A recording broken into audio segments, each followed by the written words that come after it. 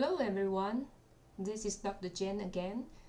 In this video, we're going to talk about shear lag effect.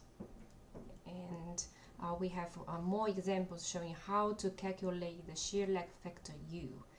And then a comprehensive example showing how to determine the tension capacity for yielding and fracture limit state. So objectives for this lecture is mainly about the shear lag, concept review, and then examples of how to calculate the effective net area accounting for shear lag, and then showing two examples. So compare the how to determine the VPN for aligned fasteners and staggered fasteners, two different hole patterns. Okay, a quick review. We talk about the yield limit state, right? So yielding limit state takes place when the tension member has excessive elongation, and it takes place within the member. And for yielding, phi factor is equal to 0.9, right? So phi mn equals to 0.9 times Fy times Ag. And fracture failure, or sometimes we call it the rupture, so they have the same meaning, right? Fracture or rupture, meaning that the failure takes place at the cross section of the connections. Okay, in this case, the phi factor is equal to 0.75 because this kind of failure is a sudden failure, and in this failure we have lower confidence in it, and once it's occurred, there's no warning in it. So we want to use a reduced factor to accounting for that uncertainty in it. And in here, in this failure, we use FU and AE. AE is the effective error, right? So remember, AE is equal to U times AN. U is the shear lag factor, and AN is net error, right? And additional limit states are bearing and tail out, which is going to in a different topic, and the block shear. And again, additional video will be made, mainly focused on these additional topics.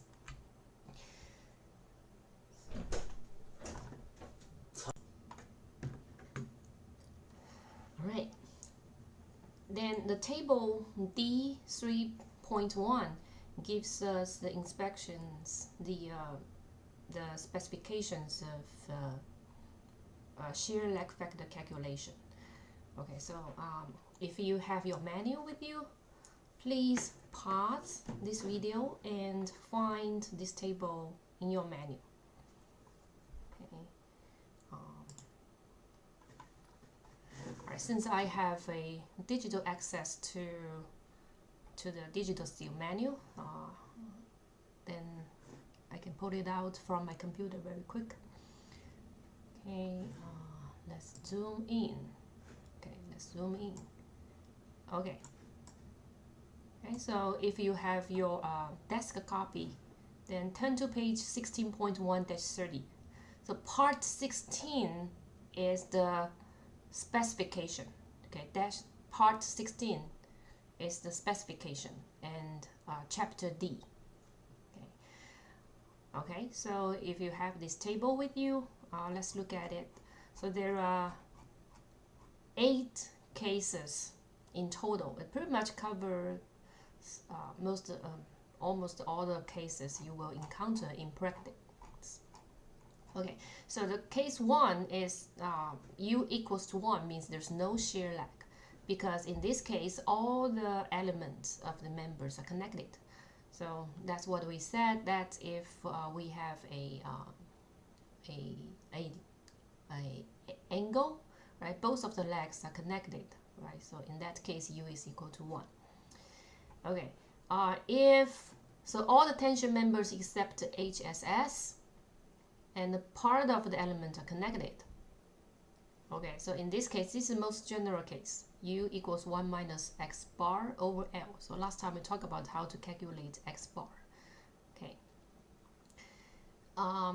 And then in the case 3, all the tension members where the tension load is transmitted only by transverse welds to some, but not all. So it means if it's welded, both all the members are welded, all the elements are welded, then U is also equal to 1. And in that case, if it's welded, so there's no holes, right? There's no holes in all the members, so we don't have to deduct the area to get your AN. So in this case, AN is equal to AG. Okay, and we have more complicated case for the welded members, for the welded plate and again angles, and HSS, round HSS. And a rectangular HSS. Okay, and case 7 and case A are the special case. So with the W shape, M shape, and T's, okay, and with flange connected with 3 or more fasteners per line in the direction of the loading, and the width of the flange is greater than 3/3 of the depth, then you can take U of the value of U of 0.9. And if BF less than 2/3 of D, then U is equal to 0.85. So if you have that case, it actually simplifies your analysis. You don't have to go through the calculations stated in 2. Of course, if you won't calculate it, then it's totally fine. But if you have that case and you just pick the value, 0.9 or 0.85, right? And with web connected with 4 or more fasteners per line in the direction of the loading, U is equal to 0.7. And if you have a single and a double angle, which is very common in the truss members, right? So if you have 4 or more fasteners per line, then U is 0.8, and 3 fasteners per line, U is equal to 0.6.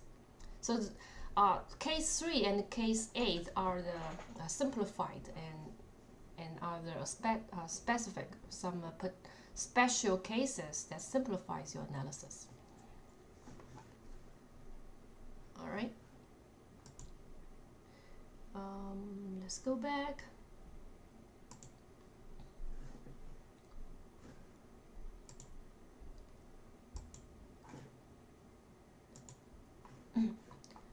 Okay, again, for the general case, so U equals 1 minus x bar over L is the general equation for most of the members.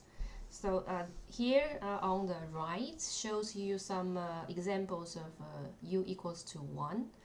Say, for example, both of the web and flanges are bolted, and all the elements are bolted in those cases. So that gives you the examples of U equals to 1. Right? So both flanges and webs are connected. Okay, and here's additional examples of how to calculate x bar, how to determine the x bar. Okay, so for this example, we talk about it, and there is the plates. There are some plates bolted or welded to the top and the bottom flange. And in this case, your x bar, you're gonna divide this I shape in half, right? You have the top half and the bottom half, and you consider the top T is connected to the top plate and bottom T is connected to the bottom plate, and your x bar gonna be the centroid of the T shape to the interface between the plate and the T. And similar, when you're going to determine x bar for this case, so x bar defined as the centroid of the connected area to the to the plane of the connection, okay? So the connected area is the angle, so the centroid, we find the centroid of this angle, and x bar is the distance from the centroid of the angle to the plane of the connection, which is the interface between the gusset plate and the double angle. Okay, and the same for this case, and especially for this case, we'll talk about that. So we want to divide this W shape in half from the middle, divide it into two channels. So x bar will be the centroid of the channel to the plane of cross section, which is here. So the surface between the channel and the plate. Okay, now we're talking about all these possibilities. Now, which cross section is most critical? Right. So, for example, this is the gusset plate and the tension member. We have plane A, B, and C. A lot of students in the past didn't know which plane is the critical failure plane. Well, the easiest way to remember is for fracture, the fracture plane is at the fastener plane closest to the load. So AA, so this plane AA plane will be the critical, is the most critical plane. And why is that? We can look at the free body diagrams. So first of all, we're going to separate the tension member and the gusset plate. Okay, and if you look at the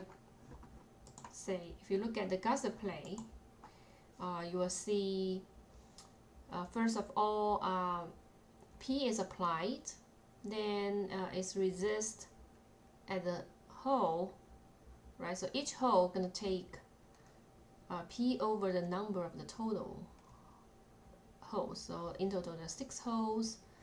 Then each hole is resisting P over 6, right? So we assume, of course, in reality, each the holes gonna share a different tension, but it's so much easier if we assume they just bear evenly distributed among the 6 holes. Okay, and then if we cut, okay, so if we cut it here, then the tension on this plane gonna be P over 6 times 2. So the tension along this plane gonna be P 1/3 of P, right? 1/3 of the P. And if you cut the plane here, you will see actually the load along the cross section that is bearing is 2/3 of a P, right? And at here, so at the end of the plate, 0, none. So if you cut it over here, you'll see the load you are resisting at this cross section is equal to P. So it means that the cross section close to the holes resisting the most, bearing the most load at here. So that's why the plane at the connection and closest to P is most critical. So at the same for the gusset plate, right? So the plane far away from it, actually along here, if you cut the plane here, 0, right? No load is carrying at this portion. And if you cut it here, this cross section actually is carrying 1/3 of P, and if you cut here, it's bearing 2/3 of P. And if you cut it here, Yes, it's carrying the total load. So the cross section closest to P is most critical.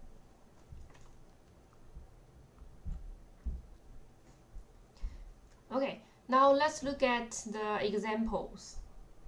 So we have a very typical tension member, the connections, as showing here.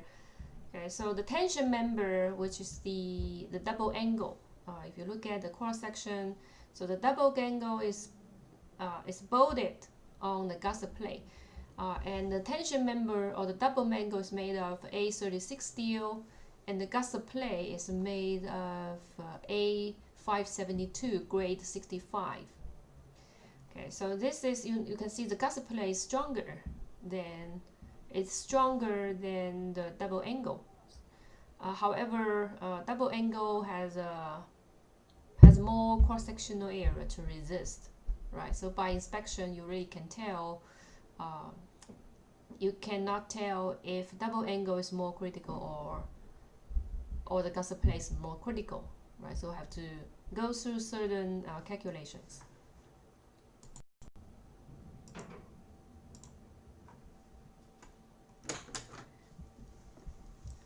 Okay, then you may ask me, how do I know what is the yield stress and the ultimate stress for A36 steel and A572 steel?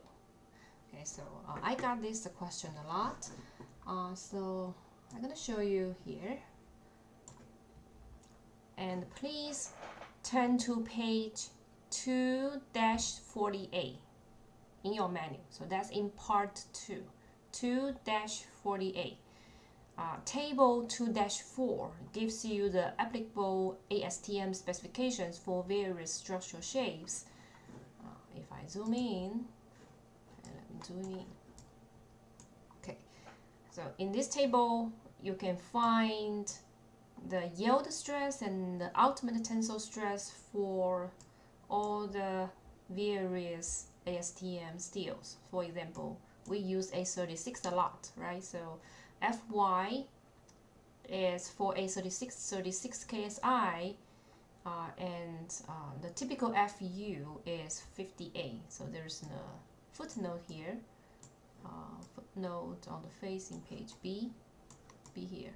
For the wide flange shapes with the flange thickness over 3 inches, only the minimum of 50A KSI applies. So usually we just assume, if there's no other information given, then we assume Fu is equal to 50A for A36 steels.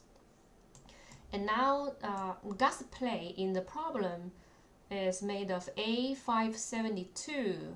A572 grade 65 means the yield stress is 65 and its corresponding ultimate tensile stress is 80. Okay, so remember, this is a very useful table. The students always ask me, where can I find this? Okay, so take and write it down. The Fy and Fu stresses are in the table 2-4, page 2-48. Alright, good enough. Okay, and then the surface loading consists of dead load 35.5 kips and live load 106 kips. And this is example, as you see that we have two aligned bolts. Okay, aligned bolt pattern.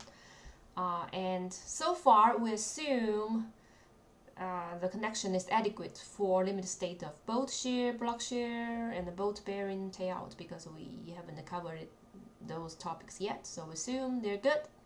So what we're gonna do in this problem is check the yielding and check the rupture limit state. Okay. Alright, let's get started.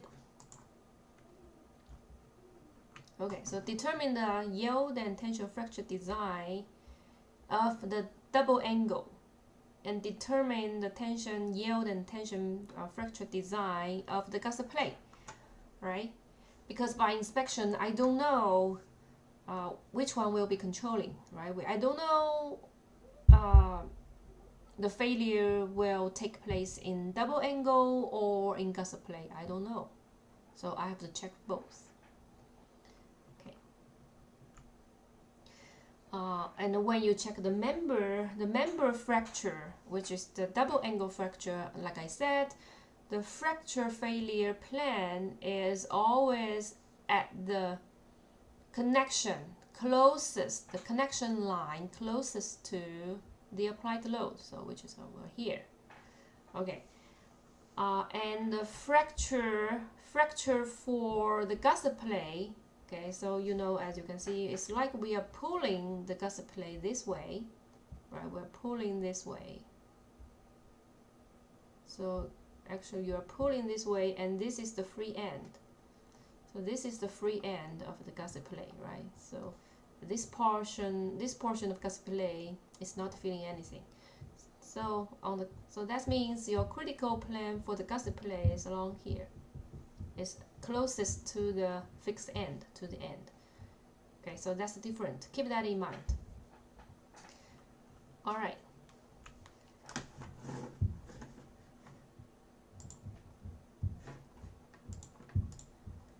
Okay, so let's get started with all this informations being told. So we are checking the LRFD solution. So first of all, we want to determine what is your PU, right? So LRFD, basic equation is make sure your VPN greater or equal to the applied load PU, right? So with the load effect given, we should determine PU first, right? Determine PU first.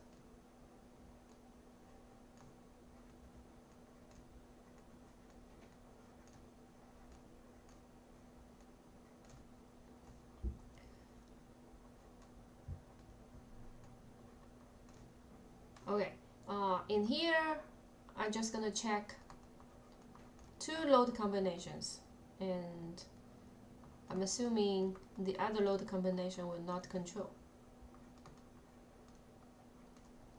Okay, 1.4 times that load, 1.4 times 35.5 kips. Okay, I got 49.7 kips. And data load life load combination 1.2 times 35.5 kips and plus 1.6 life load. Okay, 106 kips. I got 212 K. So the larger one will be controlling, right? So I get my PU is 212 kips. So that means I'm gonna design a member that is able to resist that much load, resist 212 kips. Okay.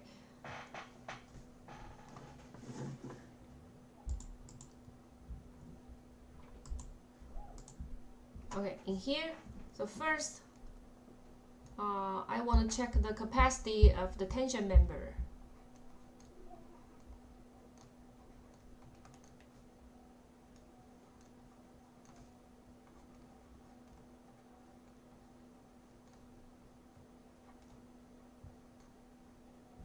Okay, so capacity of tension member, remember what we talked about in the problem statement. A36 steel is used, means Fy equals 36 KSI and Fu equals 50A KSI from table 2-4. EISC table 2-4, page 2-48. Almost memorize it. Okay, and also we have to check gusset plate, right? Which one will fail first? So I have to check both. So first of all, we check tension member first. So for tension member, remember we have to check yielding and rupture. So let's check yielding first. Yield limit state.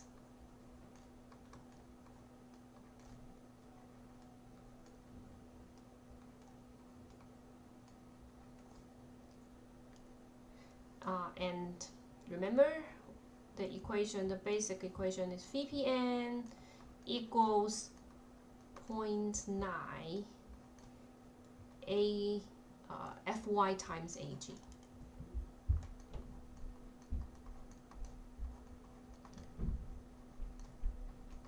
Equals 0.9 times Fy, 36 KSI. Gross cross-sectional area, let's find it out. What's that? So we have double angle. So the angle is 6 by 6 by 38. So we can find is cross-sectional area from the menu. Okay, so pause this video first to find the cross-sectional area from the table 1-1.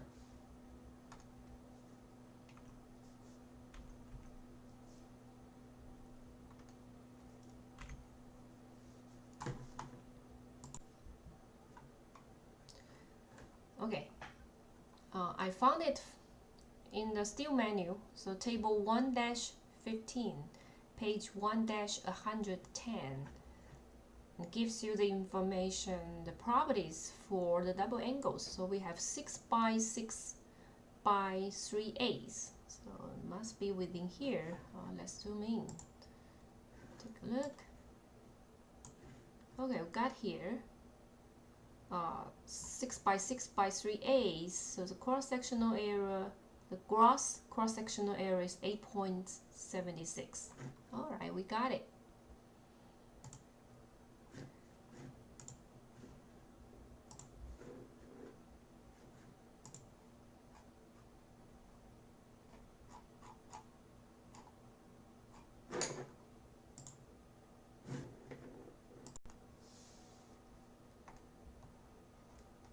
Ag equals 8.76 inch squared.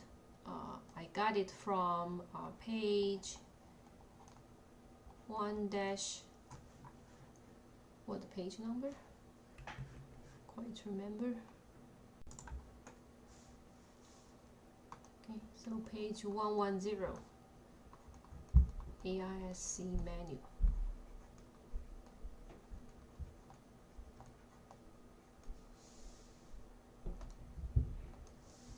Right, times 8.76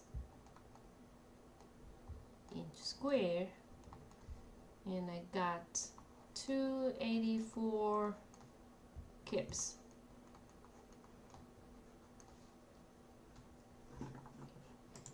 So that's the yielding strength. And then let's check the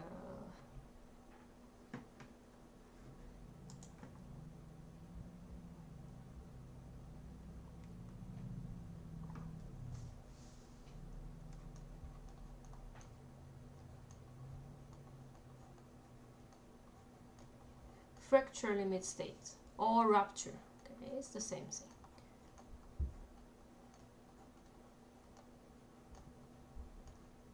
Okay, rupture. And VPN, and this time my phi gonna be equal to 0.75 times FU times AE. Okay, so I know FU is 58 and AE equals AE equals U times AN, right? So we have to calculate U and calculate AN. Okay.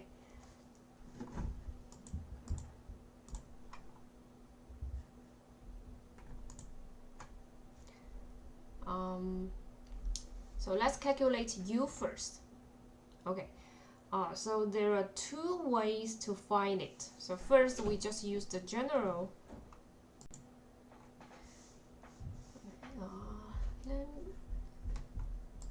Let me change the color. Okay, so use the purple. Okay, and then find U. Okay, find U. Actually, there are two approaches. So one, the approach one,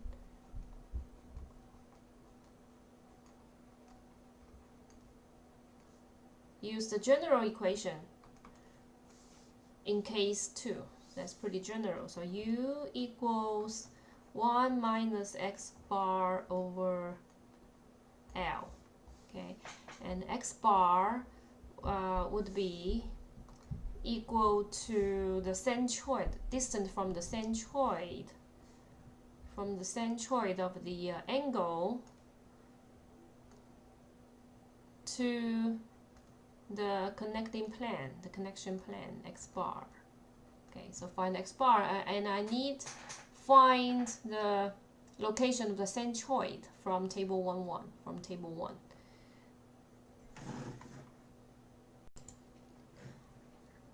Okay, go back to the double angle table. It actually didn't gives you. It just gives you the location of it actually didn't give you any information about the centroid of one angle. So we have to go back to check the single angle. So if you turn to page 1-46.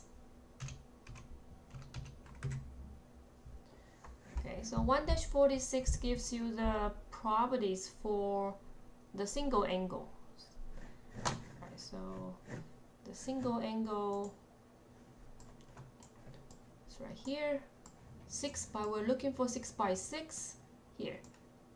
Okay, 6 by 6 by 3/8, and the page next to it, x bar.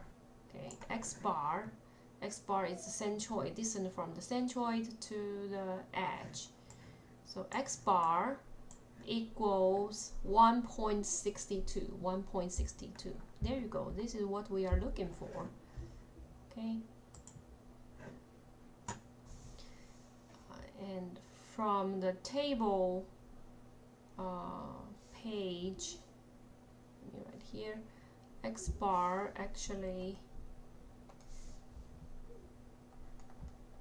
equals 0.62 inches from page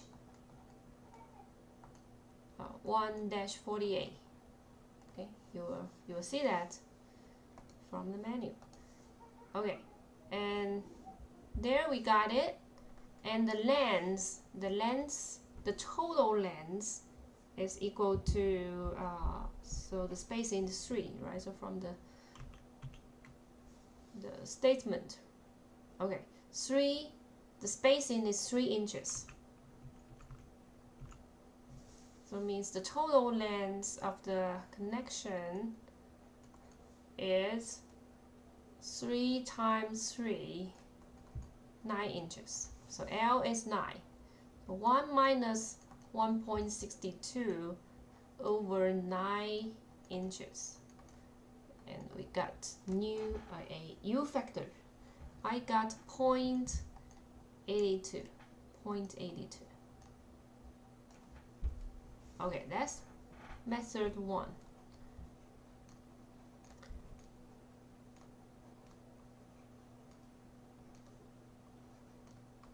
Method 2 is if you take a close look at the case A, double angle and single angle and double angle.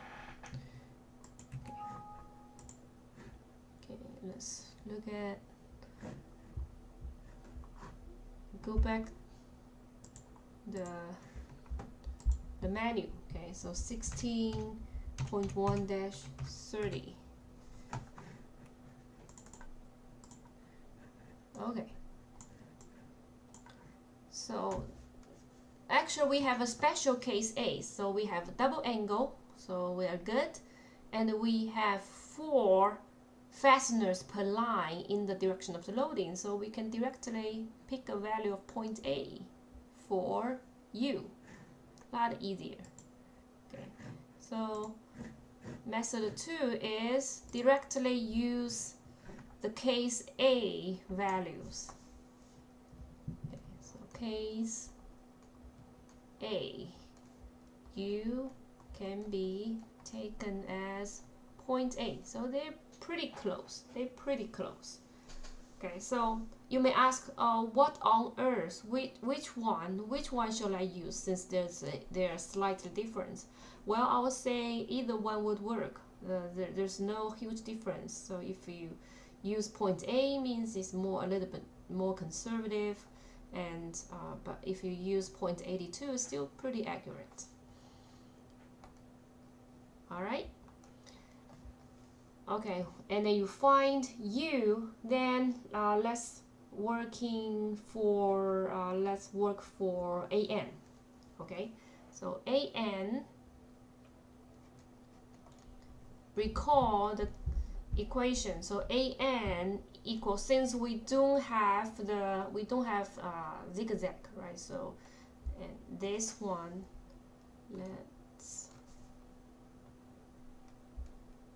so this cross section will be the fracture cross section, the cross section at the connection closest to the applied load. So that will be your failure plan. So the AN will be the gross cross-sectional area minus the hole, all right, and times the number of the shapes. So it's going to be,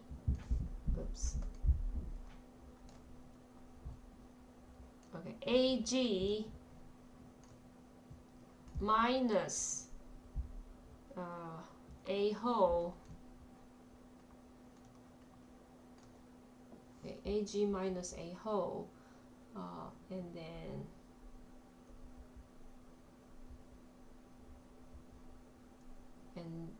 that's it. Okay, AG minus A hole, and AG, we got it previously, is 8.76 inch squared, and minus the number of the holes. And in the double angle, so we have 2 holes in one angle, so 4 holes in total, right? So 4 holes in total. Okay, so that's gonna be the dB, the bolt diameter is 7/8 inches and plus 1/8, and times the thickness of the leg. Thickness of the leg is 3/8,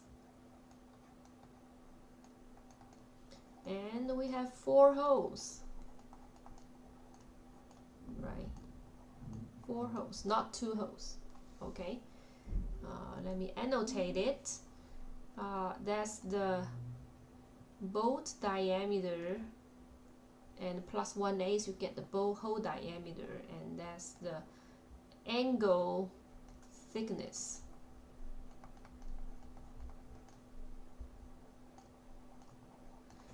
Okay, and after calculating, I get AN 7.26 inch squared. Okay, so now I got AN, I got U, and I calculate AE.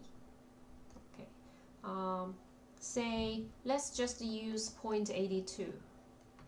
Okay, and if you use point A, is totally acceptable. Times 7.26 inch squared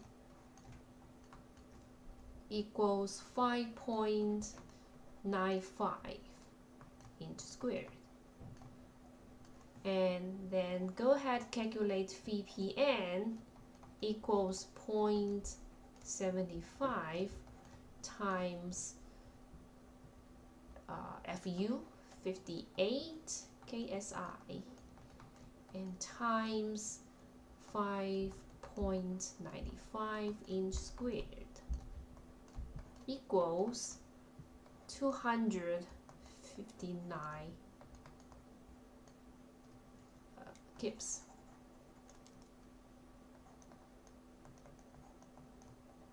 Okay, and you want to compare, right? And you want to compare with the yielding. The yielding stress is 243, right? So the smaller one will be controlling.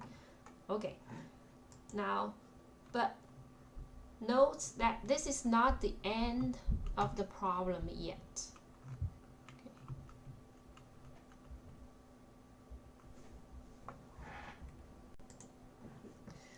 Okay, we have to repeat the process, check the gusset plate.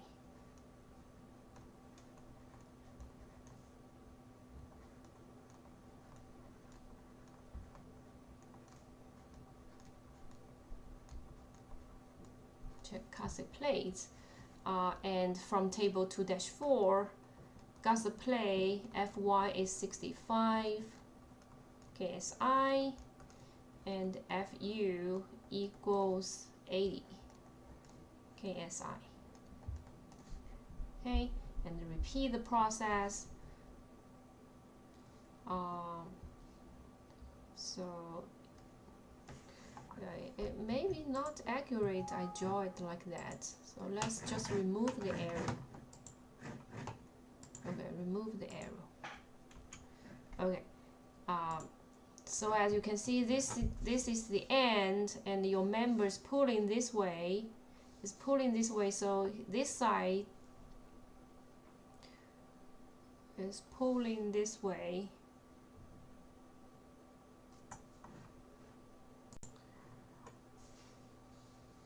So means, and this is gonna be your free end. So this is the end that's not tearing, not bearing any stresses.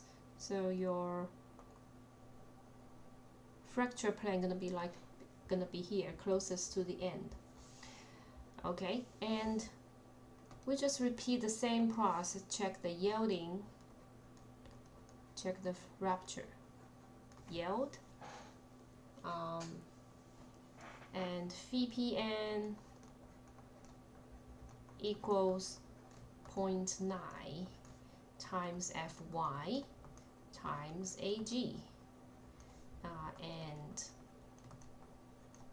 Fy is 65 and Ag we have 12 by, so the width is 12 and the thickness is ½ inches. So the cross-section area is 12 inches and times ½ inches. So it's equal 351 kips.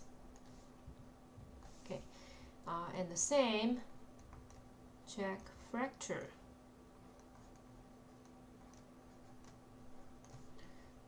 The fracture VPN equals 0.75 Fu times AE, since this AE should be equal to AN, right? Let's say AE equal to AN times U, and U is equal to 1 because there's only one element and it is connected, so U is equal to 1. And this AN is the gross cross-sectional area 12 times ½ inches, so 6 inch squared, minus holes. How many holes? We have 2 holes, so 2 7/8 inches plus 1/8 inches and times the thickness. Okay, and is equal to 5 inches. 5 inch squared. So phi PN equals 0.75 times 80, right? FU is 80. KSI times 5 inch squared. And I got 300 kips.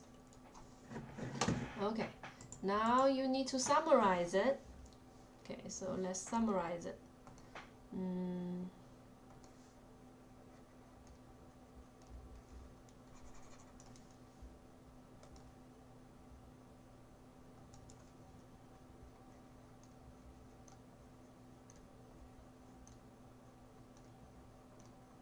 Okay, summary. Your phi PN gonna be smallest of your the smallest of the yielding tension member yielding. What did we get? Tension member yielding is 284 and tension member fracture is 259. Okay, so 284 for tension member yielding, and then 259 kips is tension member rupture.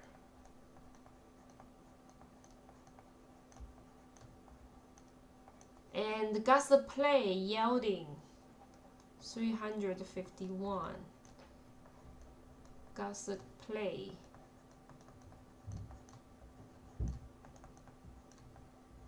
yielding and gusset plate rupture 300.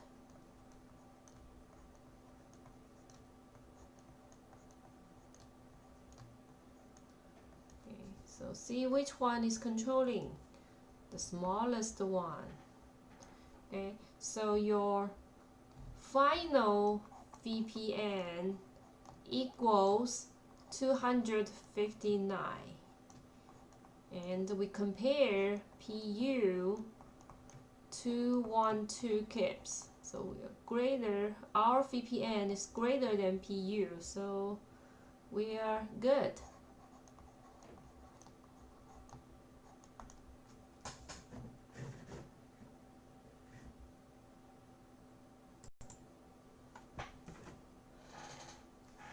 Okay, now I changed this problem a little bit. So I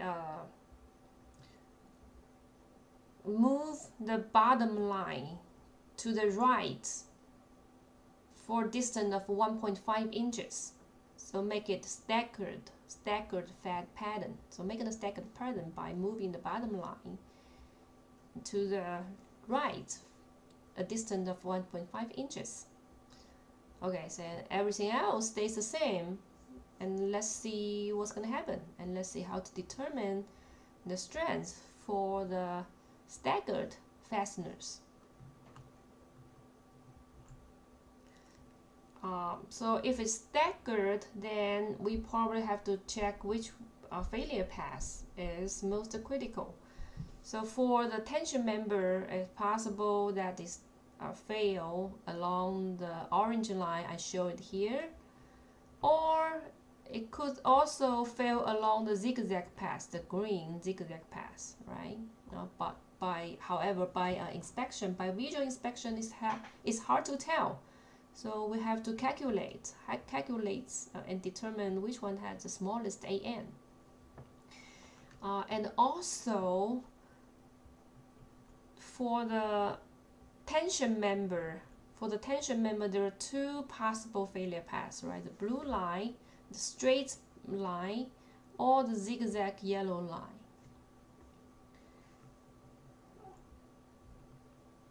Okay, now let's calculate it separately.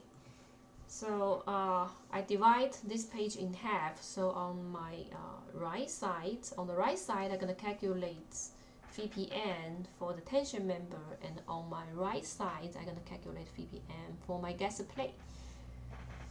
All right, and so I listed side by side, then you can compare it.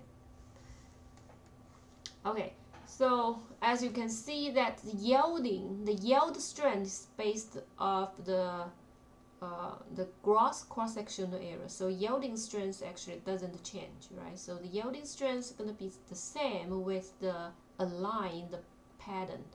So on here, we're only going to calculate a fracture strength or the rupture strength.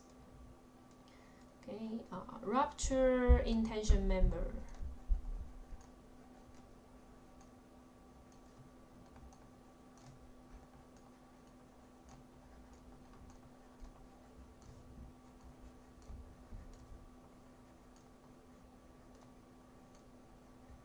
Okay, rupture in tension member, and let's first check the failure along path.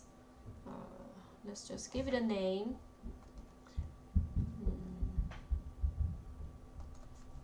Path AB.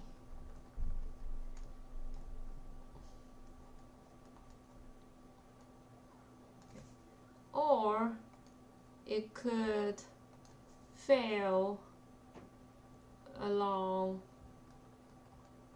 path ACD, right? Okay, then let's check the failure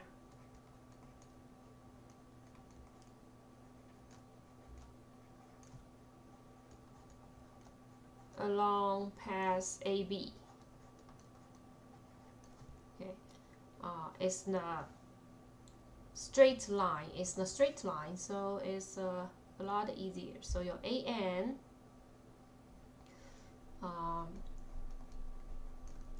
AN is equal to say the gross cross-sectional is A 7.76 inch squared minus 708 plus 1/8. That's the whole diameter, and times the thickness, 3/8 inches, and one hole gonna be taken out, but I have two angles, so times two angles,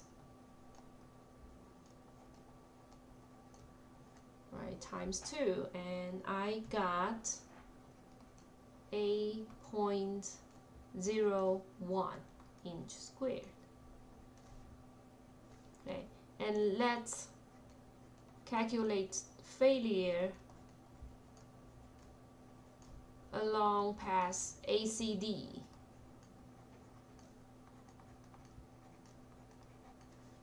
Okay, and I gonna have a zigzag path this time, so total area still 8.76 inch squared, minus, let's look at the one angle first. Okay, so that's gonna be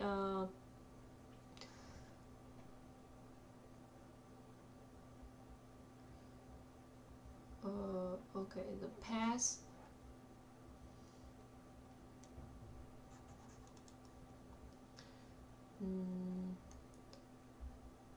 7A plus 1/8, and along the path there are two holes, so there are two holes,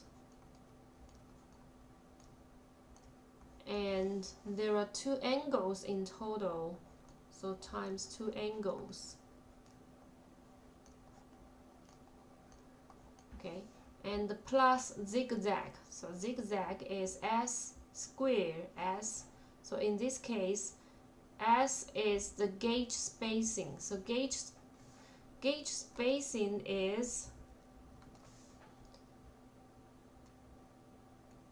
the horizontal distance. So S equals 1.5 inches.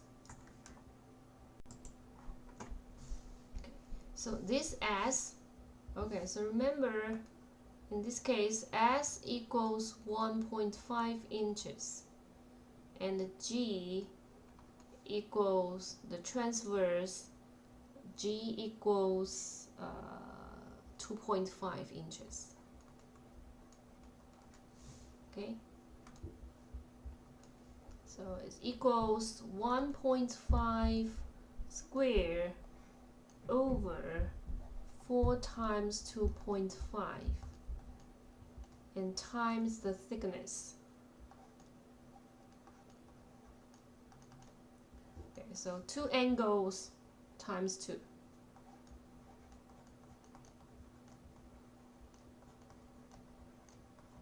Okay, and I get 7.43 inch squared.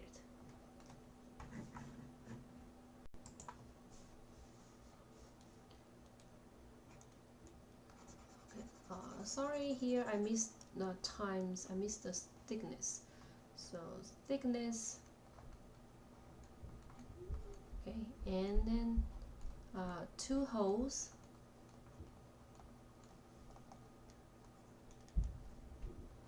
and then times 2 angles.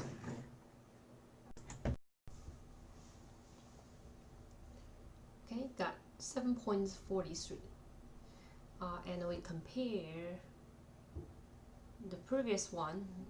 Yes, the smallest one is controlling. Okay, so, and this one controls. And we still can use the previous AU. AU doesn't change. So AU still equal to AU times AN. Okay, I can still use the previous AU for the aligned pattern. From the aligned pattern, so it doesn't change. U times AN 7.43 inch squared equals 6.09 inch squared. Okay, and the same process for the gusset plate, right? So the gusset plate failure plan will be along here. Okay, will be either the straight line at the very left or the staggered pattern.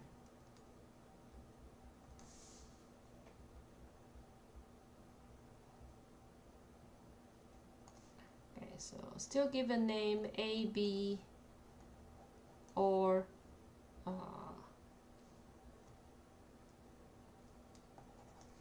give a name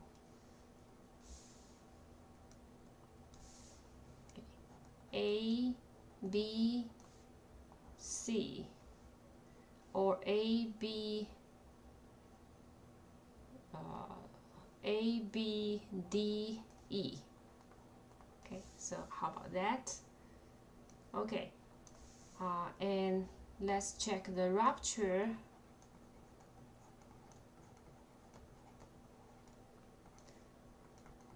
In gusset plate.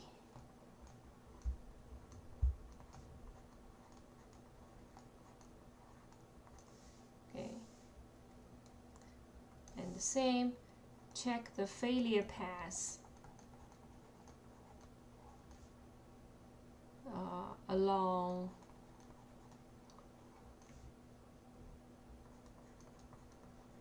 ABC. Okay, and also check the failure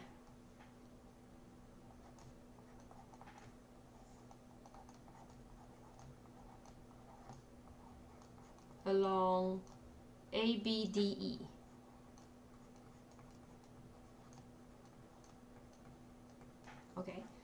So I will let you pause this video and calculate yourself and compare your result with mine a little bit later. Okay, welcome back. So we'll see the path ABDE will be controlling.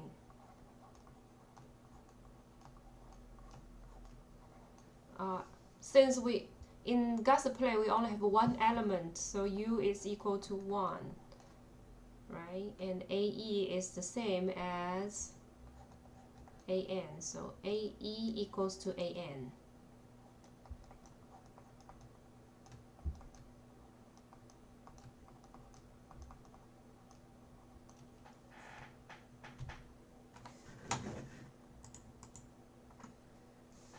Okay, and then we can go ahead and calculate the VPN for tension member and Gusset plate. So also pause the video a little bit and go ahead and calculate VPN for tension member and the Gusset plate. Alright, and then we got VPN for tension member and the Gusset plate. And in the end, let's summarize it.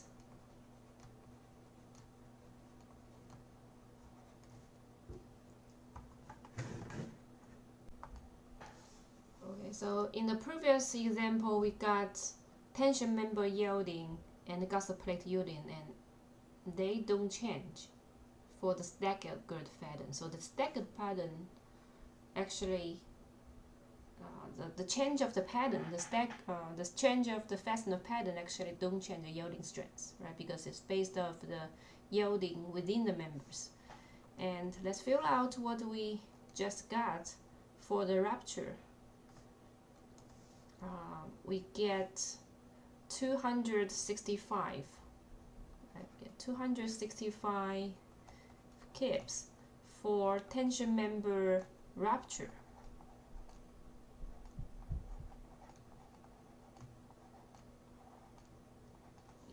And 306 kips for Gusset plate rupture.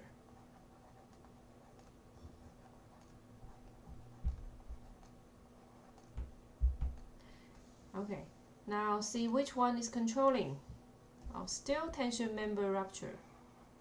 So the final VPN for the staggered pattern tension member is 265 kips. Okay, and it's still greater than PU. Okay, now let's compare VPN for the staggered pattern with the aligned pattern. Right, so remember we got VPN equals 259 for fastener, for aligned fastener pattern.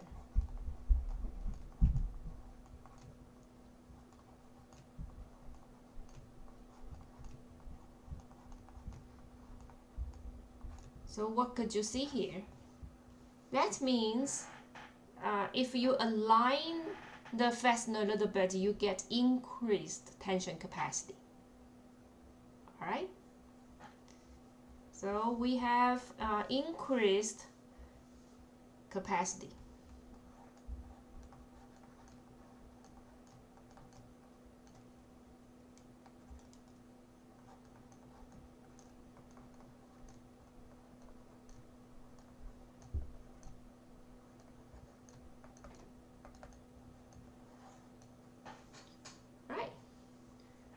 Alright, good. So that's all for this topic. I hope it's helpful to you. Alright, see you next time.